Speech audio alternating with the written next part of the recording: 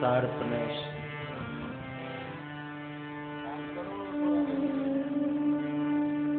Sri Rama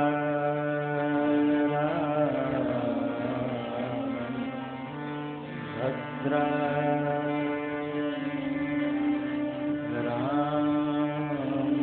Ramchandra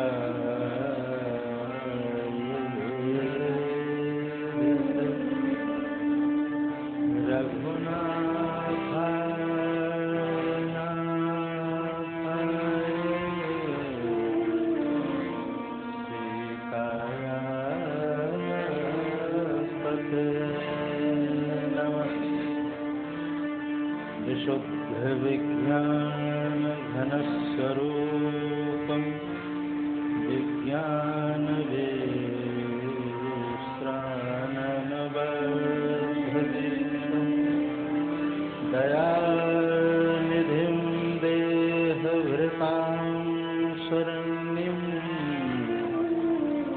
देवं हयग्रीवमहं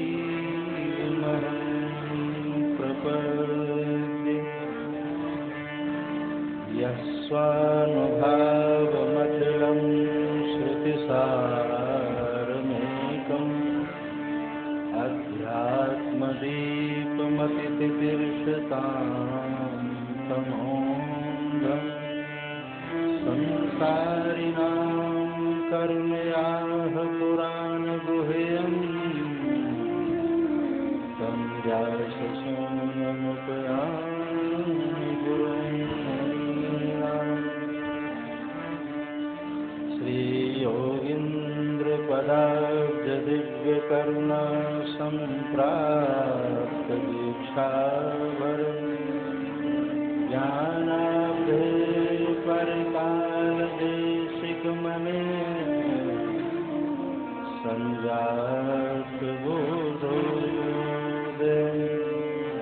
भारद्वाजकुलावतीर्णवन्धं सुग्रीवदुर्गाधिपम् आचार्यं पुरुषोत्तमं गुरुवरं भूयो संश्रये। नारायणं नमस्कृत्य नरं चैव नरोत्तमम् देवीं सरस्वतीं व्यासं ततो जयमुदीरये। ॐ कृष्णाय वासुदेवाय हरे परमात्मने प्रणतक्लेशनाशाय गोविन्दाय नमो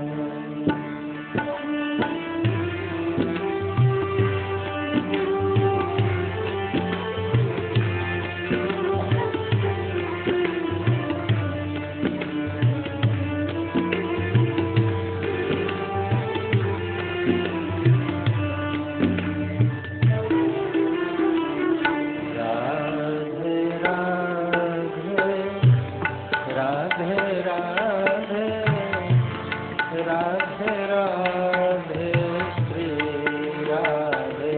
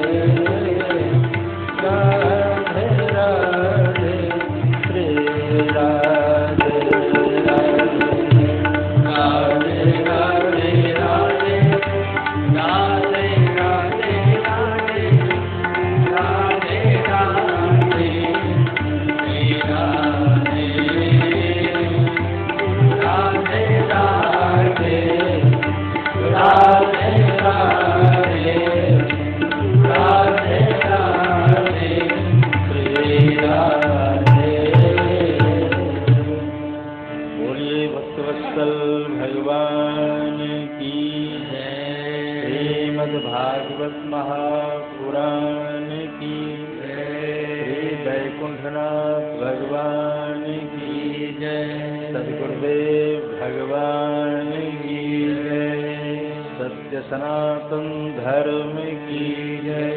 जय जय श्री राधे। जय जय श्री राधे। जय जय श्री राधे।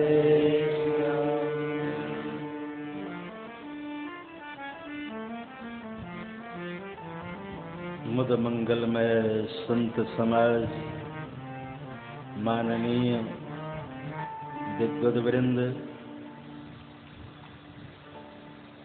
हमारे सभी सहयोगी वृंद, धर्म प्राण महानुभावों, स्नेहमयी मातृशक्ति देवियों, स्नेहलु बच्चों, प्रभु की महती अनुकंपा श्रीमद्भागवत सप्ताह ज्ञान महायज्ञ का आज तीसरा दिन। अभी तक आप सभी श्रीमद्भागवत में प्रथम स्कंध से लेकर तृतीय स्कंध तक की कथानकों का रसास्वादन कर चुके हैं। सभी स्कंधों का अपना अलग अलग विषय है। प्रथम स्कंध में अधिकारी निरूपण किया गया। दूसरे स्कंध में कुछ ध्यान धारणा की बातें बताई गई। तीसरे स्कंध का विषय है सर्ग। अत्र सर्ग विसर्गस्य स्थानम पोषणम ऊतयः। सर्ग कहते हैं सृष्टि को। भगवान ने किस तरह इस संसार का सृजन किया,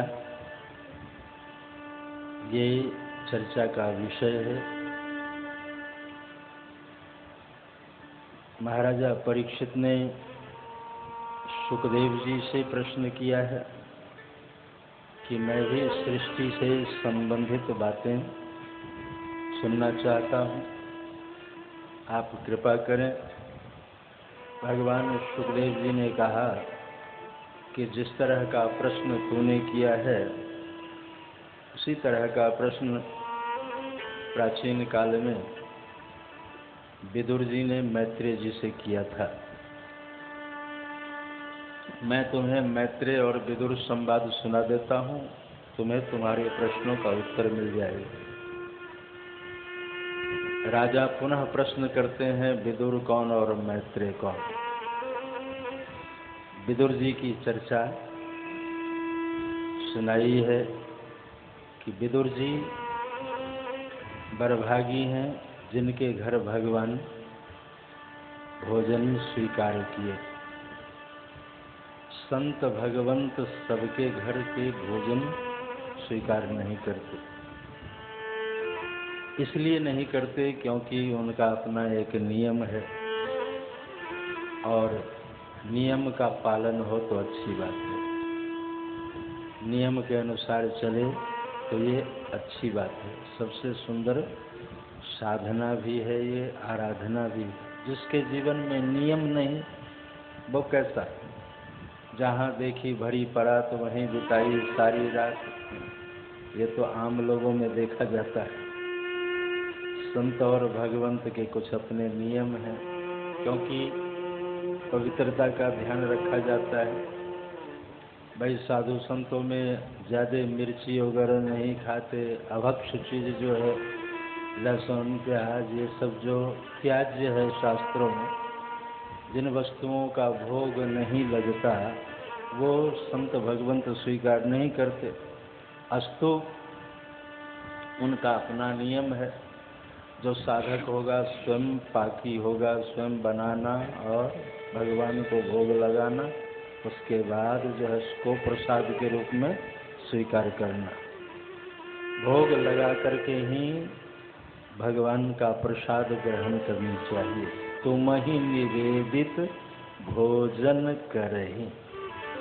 भक्त लोग कहते हैं कि महाराज मैं भोजन तो करता हूँ, लेकिन पहले आपको निवेदन कर देता हूँ, उसके बाद उसे प्रसाद के रूप में स्वीकार करता हूँ।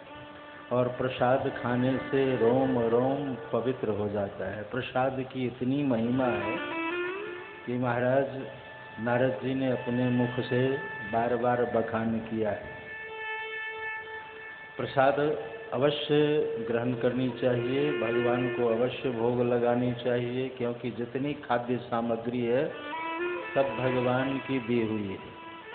आप गेहूं नहीं बना सकते, चावल नहीं बना सकते, जो खाद्य सामग्री है आप इसका निर्माण नहीं कर सकते। हाँ, आपके पास गेहूं आ जाए तो कूट पीस करके उसको खा सकते हैं, दाल आ जाए तो उबाल करके उसका प्रयोग कर सकते हैं, चावल आ जाए उबाल करके उसका प्रयोग कर सकते हैं, रंग बिरंगे साग सब्जी। किसी डिजाइनर ने तो बनाया नहीं इसको। एक से एक सब्जियों को आप देखें, क्या क्या सुंदर डिजाइन जो है।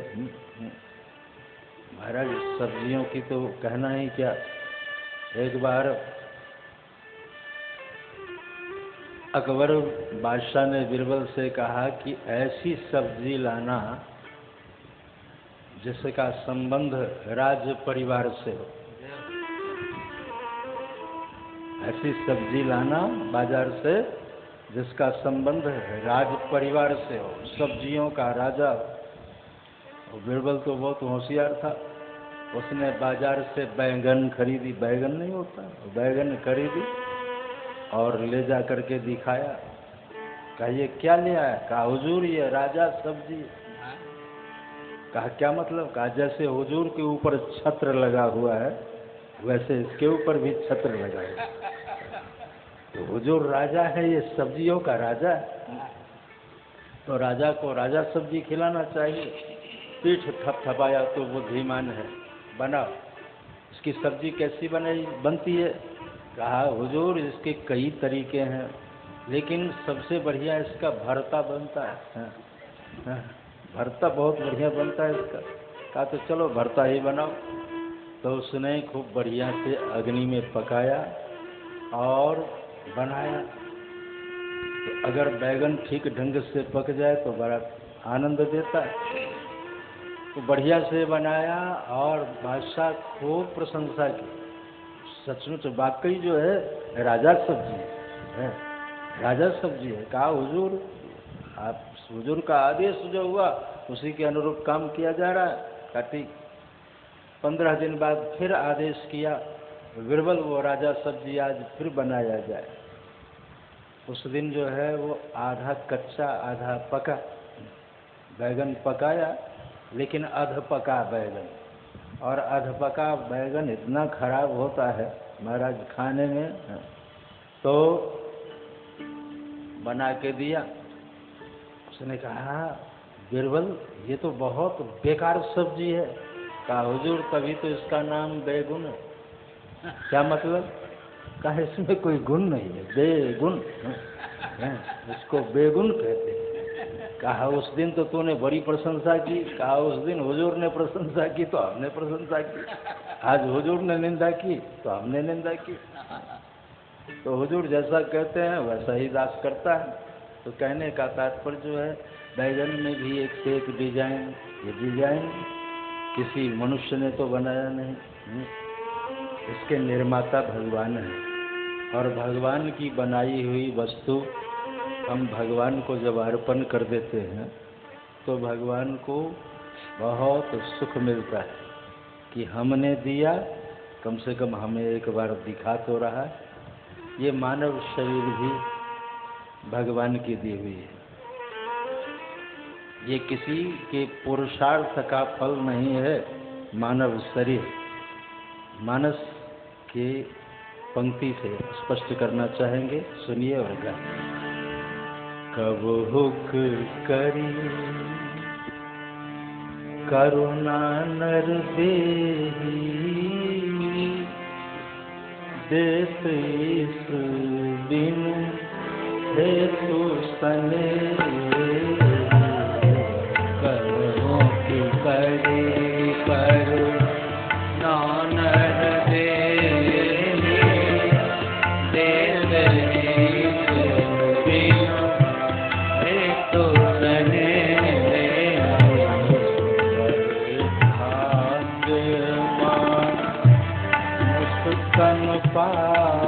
बा सुर दुर्लभ सब ग्रंथ निगारा बड़े भाग्यमान तन पावा सुर दुर्लभ सब संतन गावा। श्री कृष्ण गोविंद हरे मुरारी हे नाथ नारायण वासुदेव। श्री कृष्ण गाइए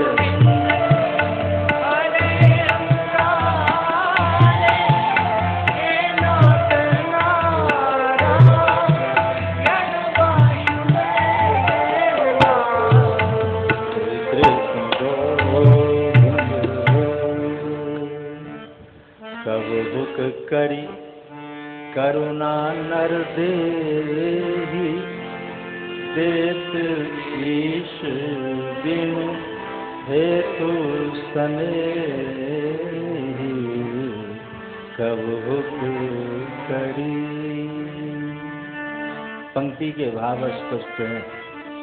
कबहुक करी करुणा नर देहि।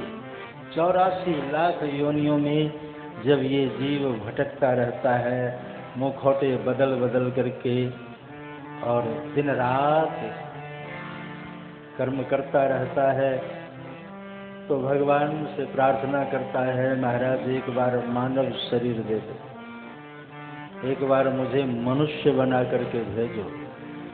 तब कबहुक कर।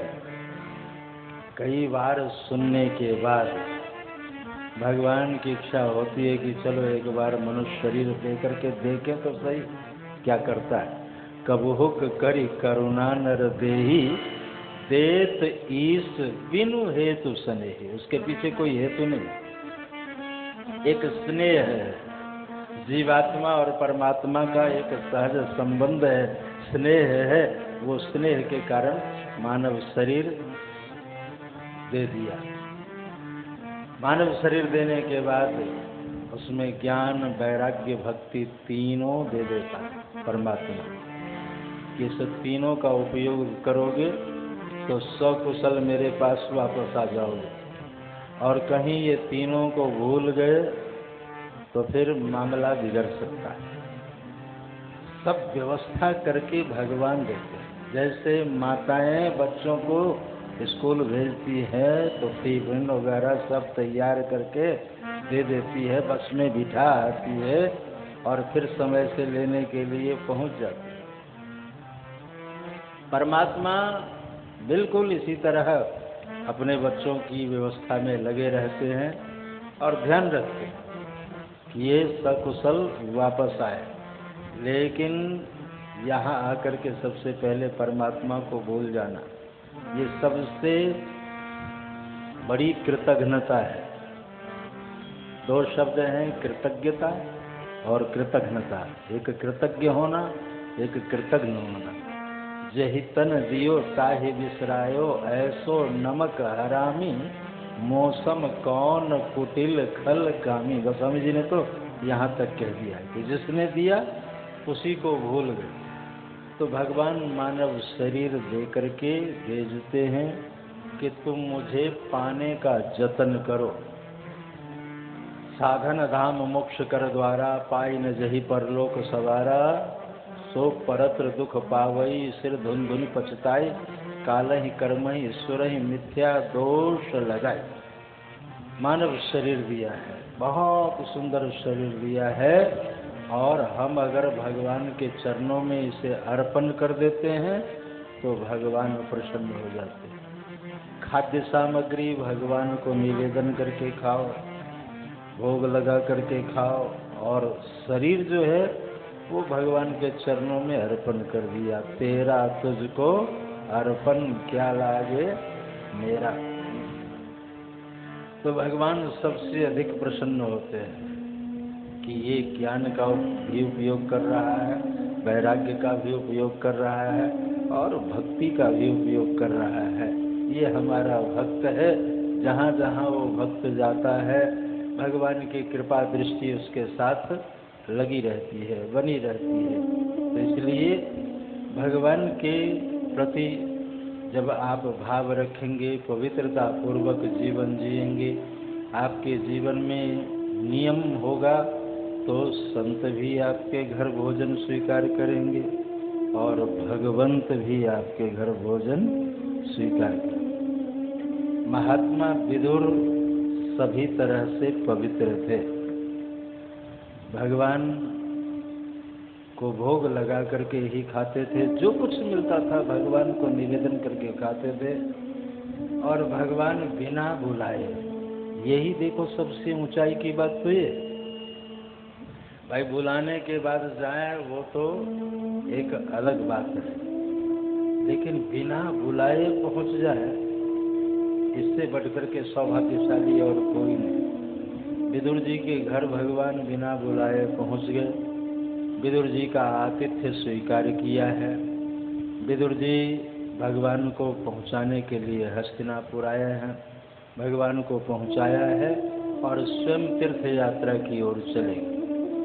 यात्रा करते करते पहुंचे हैं वृंदावन। बोलिए वृंदावन धाम की जय। वृंदावन धाम में जमुना के किनारे विदुर जी पहुंचे हैं। सोचा कि ये भगवान की लीला स्थली है, थोड़ा सा कीर्तन कर लूँ यहाँ। किनारे में बैठ कर के कीर्तन करना शुरू किया। गोविंद मेरो है, गोपाल मेरो है,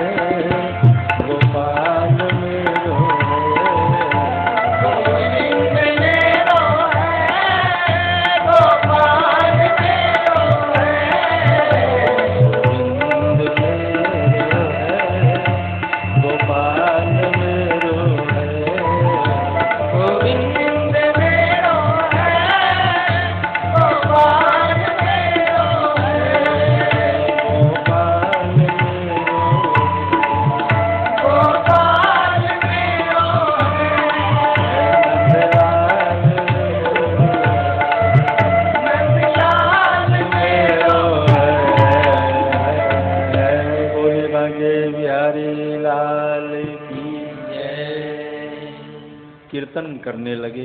कीर्तन का अपना एक महत्व है, कलयुग में कीर्तन का विशेष महत्व है। कीर्तन करते हुए जा रहे थे, दूसरे किनारे से भी आवाज़ आई और दोनों आवाज़ टकराई, दोनों एक दूसरे के करीब आए, दोनों भीगे हुए संत हैं। एक तट पर विदुर जी कीर्तन करते हुए जा रहे थे तो दूसरे तट से उद्धव जी की आवाज़ आ रही थी।